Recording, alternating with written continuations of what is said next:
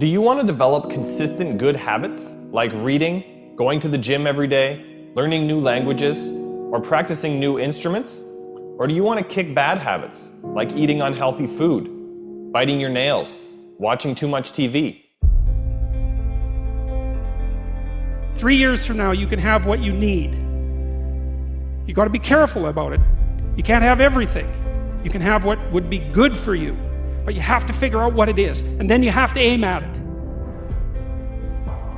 We know that sometimes you can be uncomfortable, but you can be uncomfortable and hopeful rather than uncomfortable and fearful. People go through their lives without knowing what it is they want to do. You don't have to be where you think you want to be in order to be happy. You just got to be on the way to where you want to be in order to be happy. You're going to get what you're looking for. So if you're looking for success, you're looking for happiness, you're looking for prospects, you're looking for recruits or clients, I'm telling you, the more you're consciously looking for those things, you're going to see them. When you're looking to win, you're looking for victory. Sit on your bed one day and ask yourself, what remarkably stupid things am I doing on a regular basis to absolutely screw up my life? And if you actually ask that question, but you have to want to know the answer, right? Because that's actually what asking the question means. It doesn't mean just mouthing the words. It means you have to decide that you want to know. And so be very careful what you set your mind towards, what your outcomes are, because you're going to find them. Your mind's powerful. You're powerful. You're more powerful than you think you are. And if you could just get clear on what you're looking for, get super specific with great clarity, great specificity about what it is you want, it's sitting there for you to find if you look for it. The time is now. The time is now to express and for people to believe in themselves. The time is now for it to be okay to be great. Right there and then, you have an opportunity to steer your thoughts and your emotions in the direction that you want them to go, not in the direction that they're telling you to go. In other words, you can literally choose to seize the day, or you can let the day seize you. If you're fearful all the time, your point of attraction is very far from what you really want. If you're ornery all the time, or a lot of the time, your point of attraction is different from what you want. Your emotions are your indicator of what you're doing vibrationally. You've been listening to us long enough to sort of understand what we mean by that? Don't worry about what needs to be done. Think about who you have to be in order to get it done. Did you ever have a dream that was so big that you thought it was almost impossible to achieve? I've had those dreams. And while not every dream has become a reality, along the way I learned a powerful approach of picturing that has helped me achieve most. Since that day, I've had other dreams, other big dreams. And in each case, I would picture where I wanted to be, and I would visualize what I would be doing and who I would be doing with when I got there. As the saying goes, you can't make a basket if you never take the shot. I knew I would miss the shot sometimes, and the failure would dampen my spirit, but I would be better off for my efforts and I would be okay.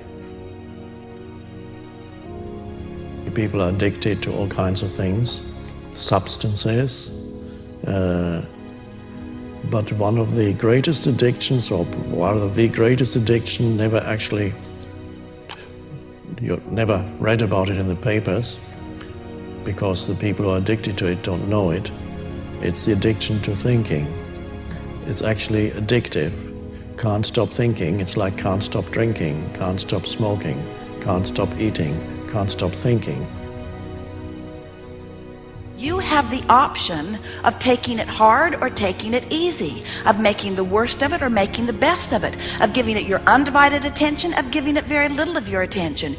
You have more control over your focus than most of you have been exercising. And when you begin caring about how you feel more than everything else put together, so that you exercise your ability to focus upon things that do feel good, you begin to discover that in every particle of the universe there is that which is wanted and lack of it.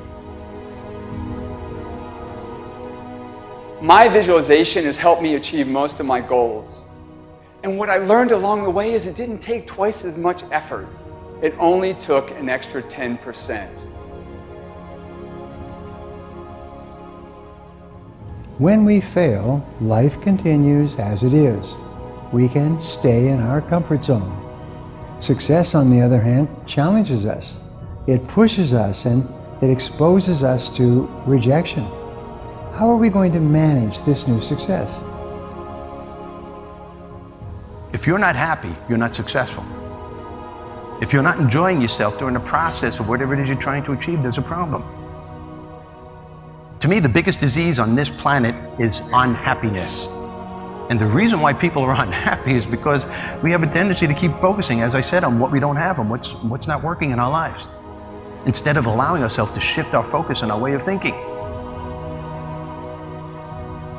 People always want to be like, follow your dreams, follow your dreams, follow your dreams.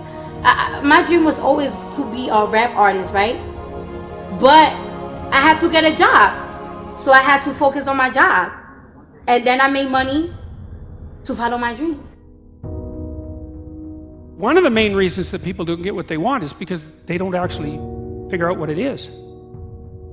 And the probability that you're going to get what would be good for you, let's say, which would even be better than what you want, right? Because, you know, you might be wrong about what you want easily. But maybe you could get what would really be good for you. You have the freedom to think anything you want. You were born extremely confident. You came into this world knowing how wonderful you are. So choose new thoughts to think about yourself, and choose new words to tell yourself how magnificent you are, and that you deserve all the good that life has to offer. First thing in the morning and last thing in the evening, I want you to look into your eyes and say, I love you. I really love you. Your first goal, this is what I'm suggesting, your first goal when you open up your eyes should be to focus on the things that ignite your spirit and bring you joy. I want you to focus on the things that you appreciate in your life, the things that you're grateful for. I don't care who it is or what it is. Maybe it's the person lying next to you. Maybe you're thinking of your children. Maybe you're thinking of the dog or the cat lying by the side of the bed, a particular goal that you achieved. Maybe there's an event coming up on the weekend. Maybe you're meeting with your friends for lunch. You see, folks, it doesn't matter who it is or what it is. There's always something to be grateful for, to appreciate. And what I'm asking you to do in those few moments before you crank and get into your day is to focus on these things. Then why am I asking you to do this? Because an attitude of gratitude simply makes you feel good. And feeling good is the fuel that drives motivation. We've all made wrong choices and done things that we knew were not the best. It's one thing when other people do us wrong.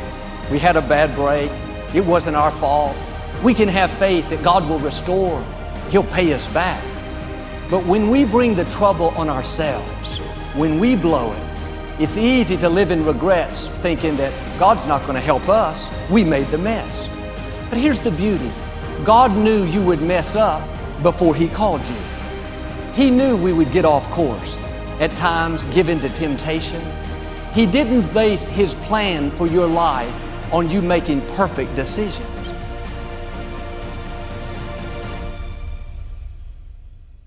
Through success, I represent the possibility of what you can achieve and what you can do with your life and your career. Other people's success represents the possibility of what you can do. Those are the records that you can sell. Those are the type of tours that you can do.